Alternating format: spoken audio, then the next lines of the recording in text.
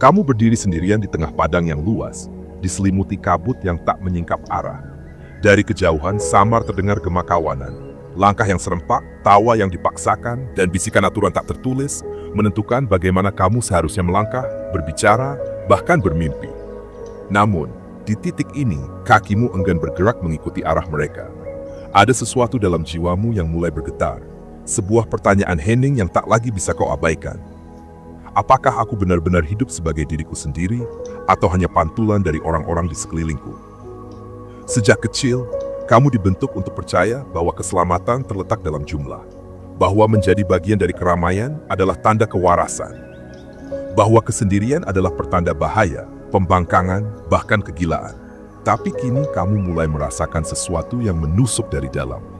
Semakin kamu mengikuti arah mayoritas, semakin kosong rasanya.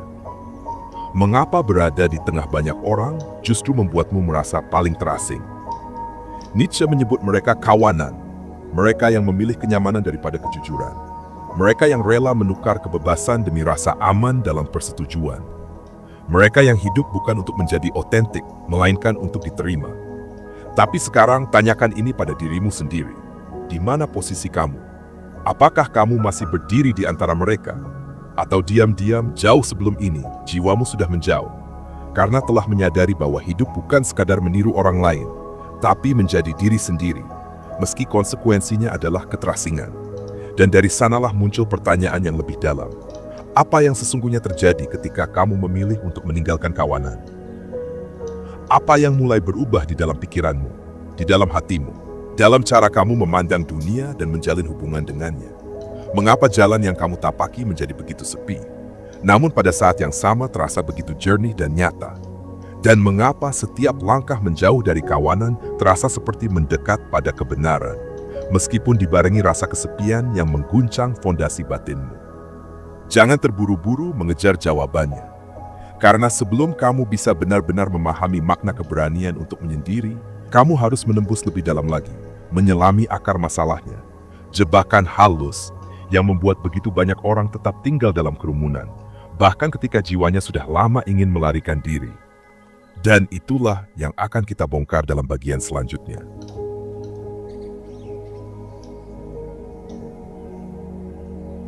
Mengapa begitu sulit untuk meninggalkan kawanan? Bukan karena kamu tidak menyadari ada yang salah, tapi karena sejak pertama kali kamu membuka mata di dunia ini, kamu bukan hanya diajarkan untuk hidup di tengah keramaian, kamu dibentuk olehnya. Segala yang membentuk dirimu, pikiran, keinginan, bahkan ketakutan, telah dilatih untuk patuh pada sesuatu yang disebut kebiasaan umum. Dalam psikologi, ini disebut conditioning.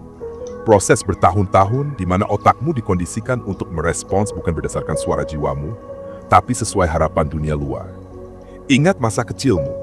Saat kamu menyuarakan sesuatu yang jujur dari hatimu, mungkin ada senyum tipis dari orang dewasa dan nada lembut yang berkata, "Jangan aneh-aneh." Saat kamu menolak aturan sosial yang terasa tak masuk akal dan menangis karena tak nyaman, kamu tidak dituntun untuk memahami dirimu, melainkan disesuaikan.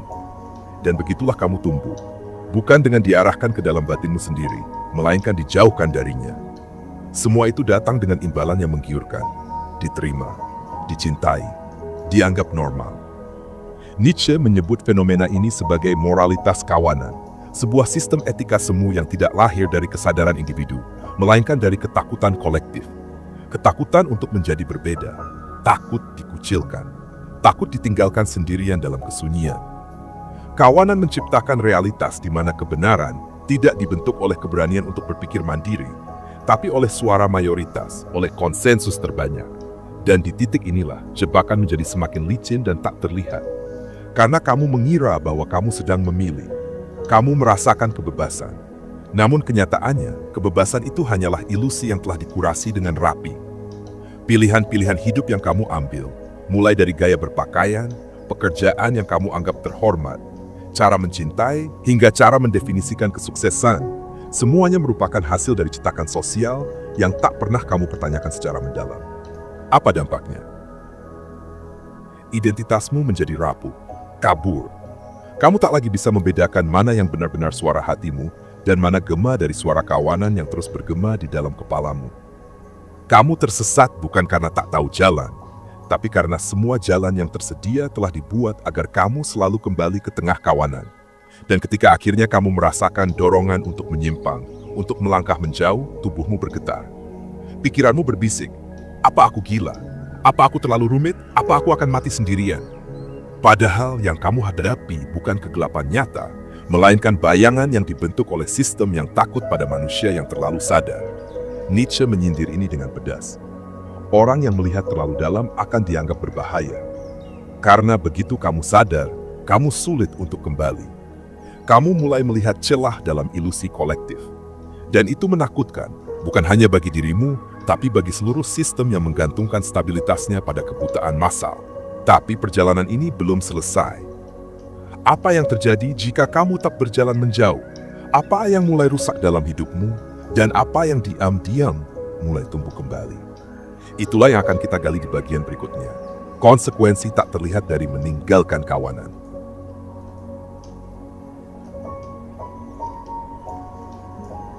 Langkah pertama untuk keluar dari kawanan terasa seperti kebebasan. Tapi tak lama kemudian, kamu akan merasakan sesuatu yang jauh lebih kelam. Keterasingan. Saat kamu mulai berkata tidak pada norma yang tak kau yakini, saat kamu tak lagi tertawa di tempat orang lain tertawa, saat kamu menolak mengejar hal-hal yang selama ini dianggap sebagai pencapaian, perlahan orang-orang menjauh. Bukan karena kamu memusuhi mereka, tapi karena kehadiranmu mulai mengganggu ilusi mereka. Dan disinilah konsekuensi pertamamu dimulai. Kamu akan ditinggalkan.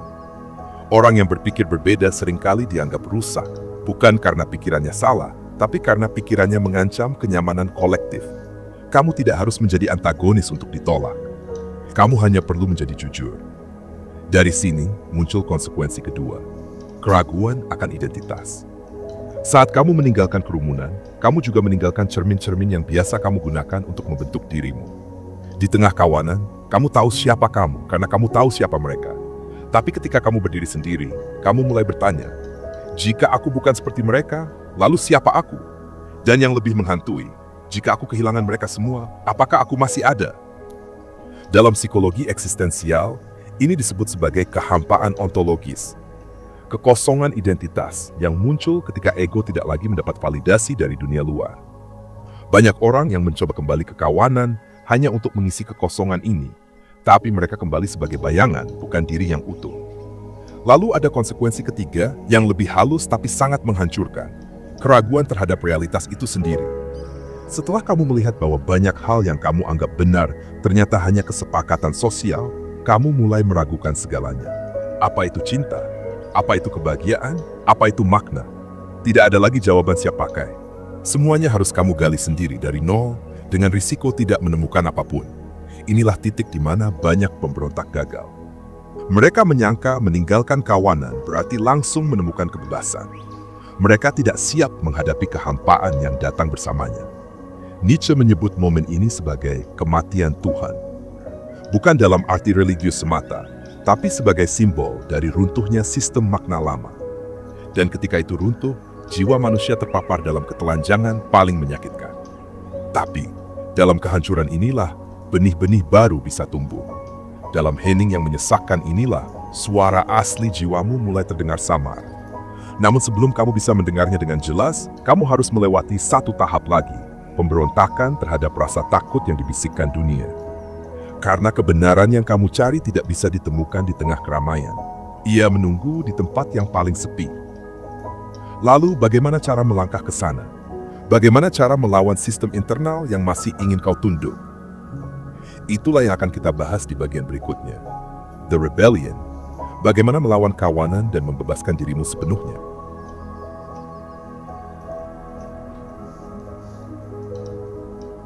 Inilah saatnya, bukan untuk lari, tapi untuk benar-benar memberontak. Bukan dengan amarah yang membakar dunia luar, tapi dengan keberanian untuk membongkar fondasi palsu di dalam dirimu sendiri. Pemberontakan sejati bukan soal mengacungkan tangan melawan kekuasaan. Pemberontakan sejati adalah saat kamu mulai meragukan suara di kepalamu yang berkata, kamu harus seperti mereka untuk diterima. Suara yang selama ini menyamar sebagai akal sehat, sebagai realitas. Padahal, ia hanya gema dari kawanan yang tak pernah kamu pilih secara sadar. Nietzsche menyebutnya, membunuh sang gembala di dalam dirimu. Karena bahkan setelah kamu meninggalkan kawanan, sang gembala tetap hidup sebagai rasa bersalah, sebagai ketakutan, sebagai kerinduan akan validasi. Maka tahap pertama dalam pembebasan bukanlah tindakan luar, tapi revolusi batin. Kamu harus berani mencabut akar dari dalam dirimu sendiri. Dan itu artinya, kamu harus berani merasa sendirian. Sebab, hanya dalam kesendirian yang sunyi, kamu mulai mendengar suara paling jujur dari dirimu sendiri. Lihatlah tokoh-tokoh yang telah berjalan lebih dulu. Nietzsche sendiri, yang memilih kesendirian di pegunungan Swiss dan menulis Thus Spoke Zarathustra, bukan untuk menjawab dunia, tapi untuk mendefinisikan ulang apa artinya menjadi manusia. Atau Buddha, yang meninggalkan istana dan semua kenyamanan dunia, duduk di bawah pohon dan menghadapi bayangan-bayangannya satu persatu, hingga kesunyian berubah menjadi pencerahan. Mereka semua melawan satu musuh yang sama, penjinakan batin oleh masyarakat. Dan mereka melawan bukan dengan kekerasan, tapi dengan satu keputusan radikal. Aku akan berpikir sendiri, aku akan merasa sendiri, aku akan menentukan nilaimu sendiri. Inilah kebebasan sejati. Tapi kebebasan ini menuntut harga. Kamu tak akan pernah menjadi bagian dari mayoritas lagi. Kamu akan dianggap aneh, kamu akan disalahpahami. Kadang kamu sendiri akan meragukan jalanmu. Tapi jika kamu bertahan, jika kamu terus berjalan walau tak ada yang mengerti, suatu saat kamu akan sampai di satu titik di mana kamu tidak lagi haus akan validasi. Karena kamu telah menciptakan sistem nilaimu sendiri. Nietzsche menyebut manusia pada tahap ini sebagai Übermensch, manusia yang melampaui manusia biasa. Bukan karena ia lebih kuat secara fisik, tapi karena ia telah menaklukkan musuh terdalam, ketakutan untuk menjadinya sendiri. Dan saat kamu tiba di titik ini, kamu tak lagi butuh kawanan. Bukan karena kamu membenci mereka, tapi karena kamu telah menemukan rumah di dalam dirimu sendiri.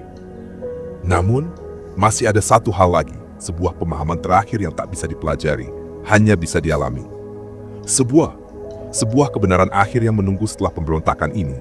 Kebenaran tentang realitas, tentang makna, tentang siapa sebenarnya dirimu di balik segalanya. Inilah yang akan kita ungkap dalam bagian terakhir.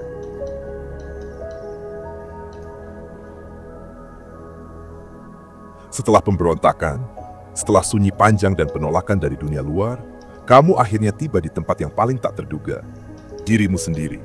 Tapi bukan diri yang selama ini kamu kenal, melainkan sosok asing yang lahir dari api pengasingan. Ia tidak punya nama, tidak punya identitas sosial, tidak punya kebutuhan untuk disukai atau dimengerti. Ia hanya ada, diam, penuh, utuh. Inilah titik di mana kamu benar-benar bebas. Tapi juga titik di mana kamu sadar, kebebasan bukanlah puncak kemenangan, melainkan awal dari tanggung jawab yang lebih berat. Nietzsche menyebutnya amor fati, cinta terhadap takdir. Sebuah kondisi mental di mana kamu tak lagi mengutuk nasib, tak lagi berharap hidup menjadi lain, tapi justru mencintai segala sesuatu seperti apa adanya, karena kamu tahu, hanya dalam penerimaan total, kamu bisa menciptakan kembali dunia dari kehancuran. Dan disinilah paradoks puncak terungkap. Dengan meninggalkan kawanan, kamu kehilangan dunia. Tapi di saat yang sama, kamu diberikan kekuatan untuk menciptakan duniamu sendiri. Bukan dunia yang sempurna, tapi dunia yang jujur. Dunia yang lahir dari kesadaran yang telah dibakar oleh penderitaan, digodok oleh kesendirian, dan ditempa oleh kejujuran brutal terhadap diri sendiri. Di titik ini, kamu bukan lagi pengekor. Kamu adalah pencipta. Kamu tidak menunggu nilai dari luar. Kamu menciptakan nilaimu sendiri. Kamu tidak menyesuaikan diri dengan norma. Kamu mengukir jalanmu sendiri. Kamu tidak lagi takut ditolak, karena kamu telah menerima dirimu sepenuhnya. Inilah realitas yang Nietzsche coba sampaikan lewat seluruh karyanya. Bahwa manusia punya potensi untuk melampaui dirinya sendiri. Tapi hanya jika ia berani meninggalkan zona aman, membunuh gembala dalam kepalanya dan memasuki kekacauan eksistensial tanpa peta. You must still have chaos in yourself to be able to give birth to a dancing star. Dan kamu adalah kekacauan itu. Tapi kamu juga bintang yang sedang lahir. Kini tak ada lagi yang perlu kamu tunggu. Tak ada lagi guru, sistem, atau jalan pintas. Yang ada hanyalah ini, ruang kosong, waktu yang terus berjalan, dan satu jiwa yang akhirnya sadar bahwa ia bebas. Sekarang, keputusan ada padamu. Apakah kamu akan kembali ke kawanan, menyamar dalam kenyamanan palsu? Atau kamu akan terus melangkah sendirian, tapi dengan cahaya dari dalam yang tak bisa padam? Karena pada akhirnya, Inilah kebenaran paling sunyi, paling dalam, paling abadi. Kamu tidak akan pernah benar-benar menjadi dirimu sendiri, sampai kamu cukup berani untuk melepaskan segala sesuatu yang bukan dirimu. Terima kasih sudah menonton sampai akhir. Jika video ini bermanfaat, bagikan kepada orang-orang terdekat, dan jangan lupa subscribe untuk mendukung channel ini. Tinggalkan juga komentar atau pemikiran Anda di bawah. Saya selalu senang membacanya. Semoga hari Anda dipenuhi kebahagiaan dan energi positif. Sampai jumpa di video berikutnya.